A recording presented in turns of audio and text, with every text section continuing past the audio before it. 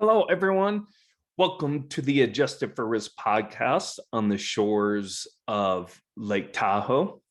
So, Zephyr recently released its first quarter PSN Top Gun Award winners, which recognizes the top performing separately managed accounts during the quarter. So, first of all, I'd like to kick off this week's episode by sending out a big shout out, congratulations to all the winners on achieving this esteemed award in the asset management space.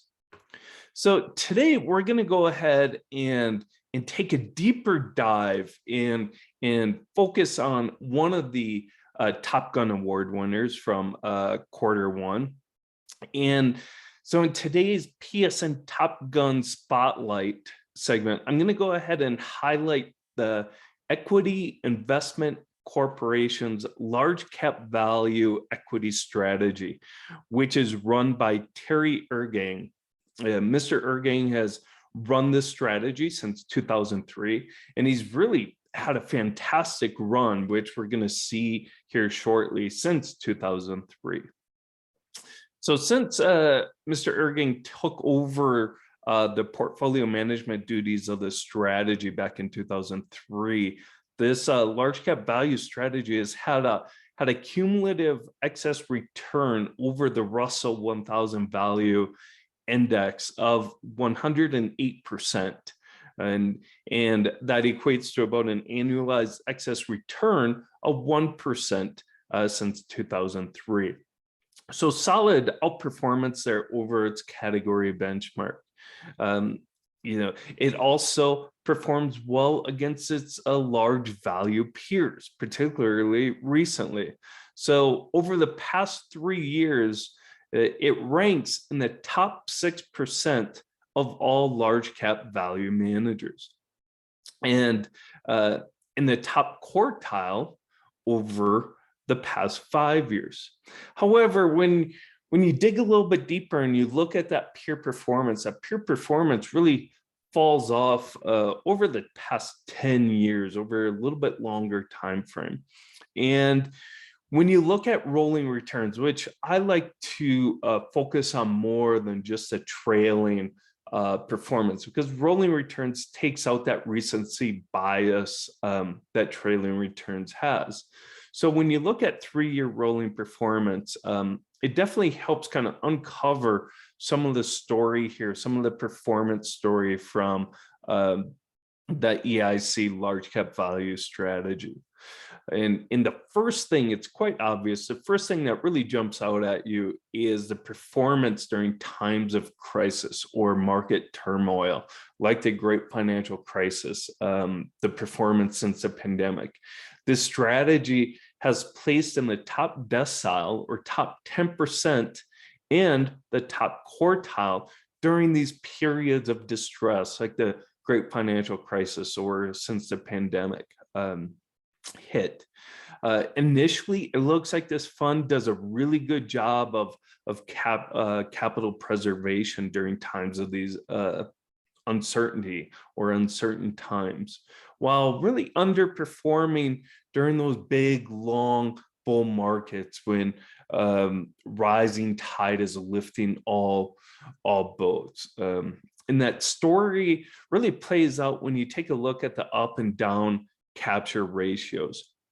Mr. Ergang and his team, they capture only about 75% of the downside, which is great, especially when you're looking for more of a defensive play. Conversely, it captures about 83% of the upside, which may not be a great fit for an aggressive investor who's looking for a high beta strategy or a strategy that's really looking to capture more of that upside. So taking that downside risk story a step further, its max drawdown of 40% happened, not surprisingly, during the Great Financial Crisis, which really hit value or that financial sector very hard. But the Russell 1000 value had a negative 55% drawdown during that time period. Another sign of solid capital preservation characteristics, or we like to say winning by not losing, is its much lower pain index and higher pain ratio, which we think really is a better way of looking at downside risk, because with the pain index, you're capturing all periods of loss and the depth and duration of those periods of loss. And what Mr. Ergang and his team has done is they've really limited those periods of loss and the frequency of those periods of loss. And that is exhibited through a lower pain index or a higher pain ratio. So fantastic there if you're an investor, if you have a client who's looking for more downside protection. It's a great strategy there. So that reduced risk also trickles through to a very strong risk-adjusted performance. Whether you're looking at Sharpe ratio or Sortino ratio, whatever your favorite risk-adjusted metric is, the strategy ranks in the top quartile amongst its peers there. And really, that's not surprising when you look at the reduced volatility metrics. The next one I always like to look at, I really like to look at 4 different metrics. You can look at absolute return, solid absolute returns here, risk-adjusted returns, very solid risk-adjusted returns. I also really like to look at style. Is it style pure? Or does the strategy deviate from its stated style when times are tough? And when you look at this strategy and look at its performance, it is a pure large value play. This large value manager, if you're looking for a pure large cap value manager, this is going to be a good fit. Despite a couple 3-year periods where the performance or the returns-based style analysis drifts a little bit towards being a blend strategy, it remains squarely in the large value box, which is really good to see. So despite underperforming during those long bull markets when times are great, despite underperforming, Mr. Ergang and his team, they don't change their strategy and try to capture more of that market environment, even though it might benefit them from maybe going a little bit growthy or taking some bigger bets. They don't do it. Instead, the team, they stay true to who they are.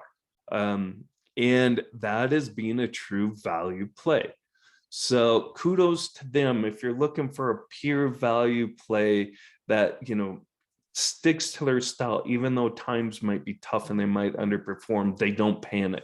They're comfortable and confident in their convictions, and that is good to see. Now, one of my favorite, and I think most important investment management traits is consistency, right? You want a consistent manager. And I like to say when you invest in a consistent manager, it helps you sleep at night, right? And that's key. You want to be able to sleep at night. You don't want to be concerned and worried about what your investment manager is doing. You're paying them fees. Are they changing their style, or is their performance lagging during times of concern? So there's a few metrics I really like to look at, and the EIC's large value strategy ranks very well against their peers. So let's start with the Zephyr K ratio, which again shows solid rate of wealth creation and consistency of that wealth creation, especially during times of market distress amongst its peers. Information ratio, probably my favorite measures of consistency. Really same story. As we go through this analysis, this same story unfolds. A top quartile rank during tough times, right? does very well against its peers or on a standalone basis when times are tough, but underperforms during the good times when markets are humming along and everyone's performing very well. This strategy tends to underperform. Tracking error or standard deviation of excess returns. While the strategy doesn't take huge bets, its standard deviation of excess returns remains consistent compared to its peers. One thing that you'll take comfort here is you're paying management fees to be active. Well, based on the tracking error, this manager is not a closet index fund. Right, so it's taking bets, not huge bets, and you can see that in performance. And the standard deviation is very consistent. So as of March, looking a little bit deeper at the manager holdings or some of the stock picking characteristics here. So as of March, the strategy's biggest sector allocation is to financials, which makes up nearly 25% of the strategy. And that's followed up by the healthcare and communication services sectors. And when you look at it year to date, a sector like communication services has not performed very well, yet it doesn't seem to hinder the strategy. Energy, as we know, has been the best performing sector over the past year, and has had a stellar start to 2022 as well. The energy sector makes up about 11% of this strategy. The second best performing sector this year has been the utility sector, which makes up only about 3.5% of the strategy. So when you consider year to date, the energy sector, utility sector, which are the only two sectors in the green right now, that especially the energy sector, which has had a fantastic run, only makes up about the fourth largest allocation to the strategy. It goes to show that Mr. Ehrgang and his team, they do a really good job of picking winners, of stock picking, when you consider their highest sector weightings are financials and healthcare and communication services, which haven't performed that great.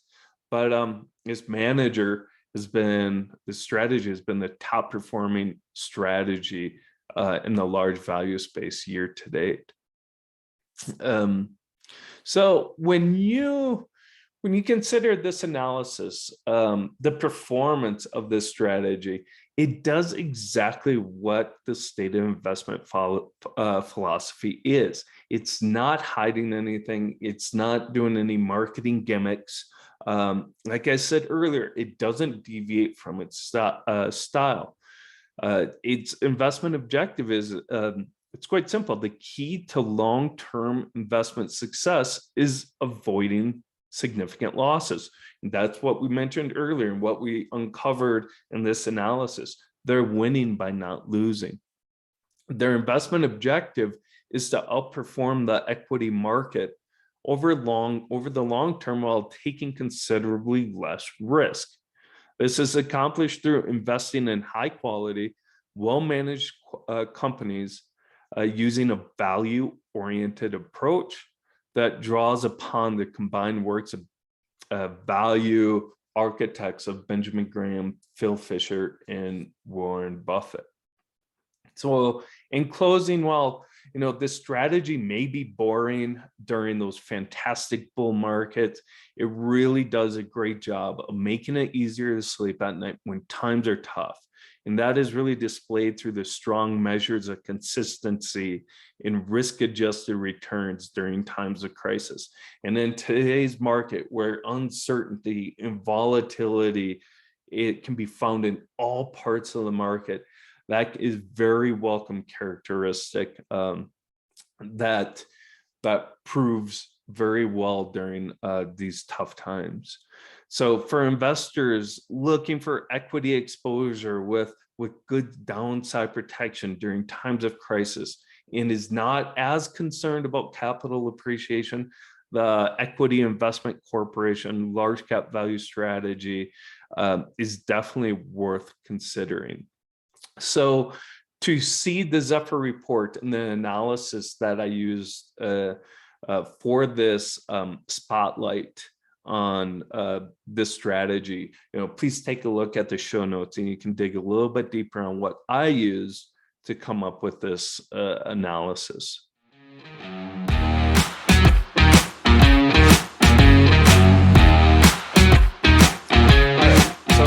To Nauman's musings. So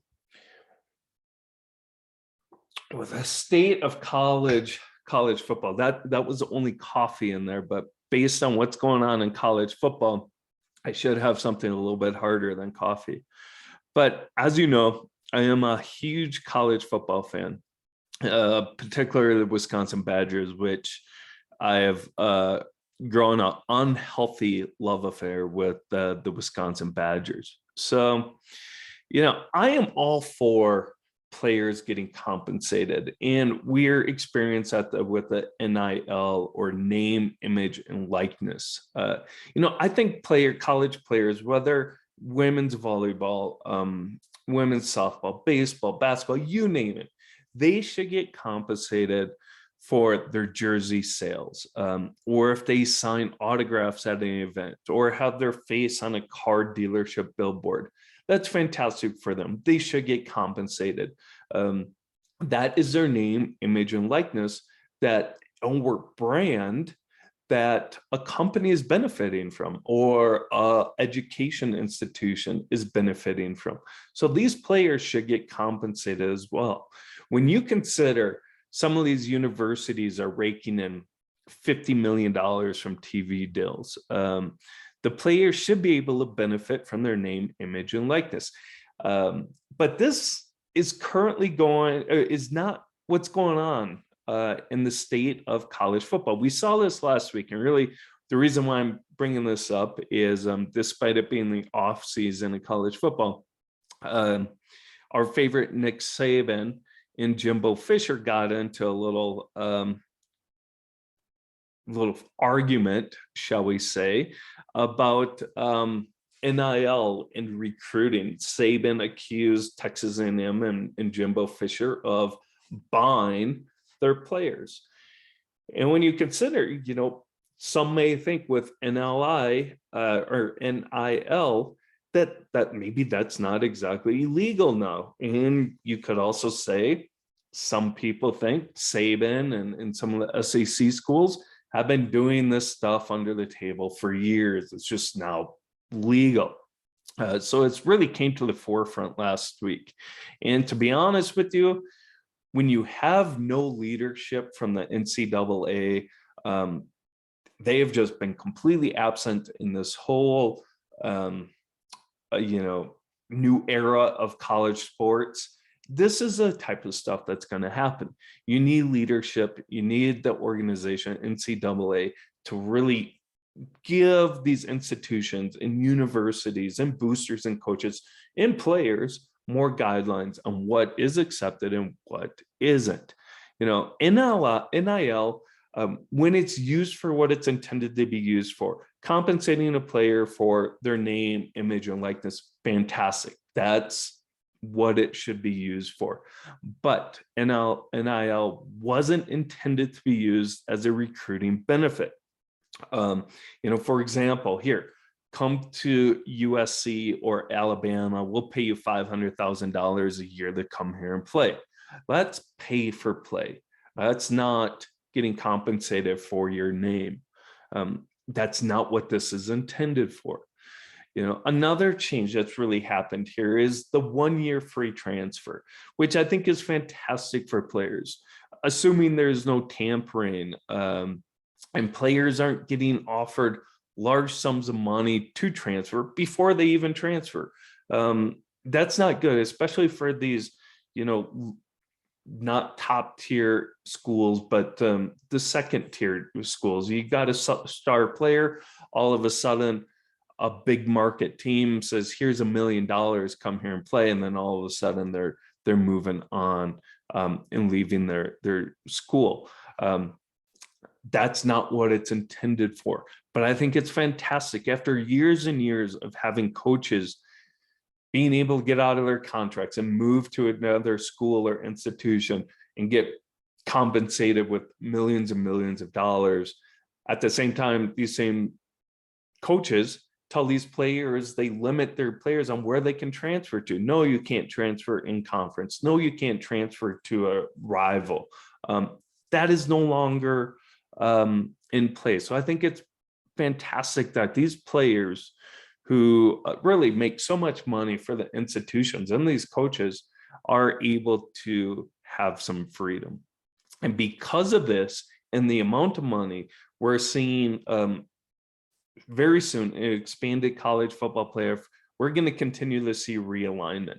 Major changes are coming in large part due to the huge TV deals, the changing playoff landscape, maybe 12-team playoff. When you consider these two factors, some of these schools are at risk of getting left behind. So they need to attach their trailer to one of these major conferences, whether it's the Big Ten or SEC, that will benefit most from these huge TV deals. And that gives them the best chance of getting into the college playoff. This is no longer our grandparents' or our parents' college football. Times are changing. They're changing quickly. Some may not like it. Some will. But I think some of these changes are long overdue, like player freedom and getting compensated for their names and likeness. And with that, I'm going to end this episode with on Wisconsin, go Badgers.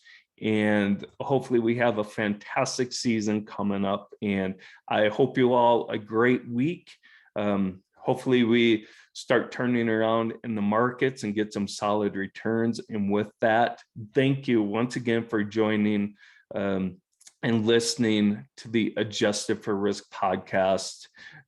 Be sure to like our YouTube page, subscribe to a wealth of insight from 6,237 feet.com website to find out more information, more insights from us, and as we uncover investment trends. And be sure to like and share those. So with that, I'm signing off, and I hope you all have a great rest of your week. Thank you.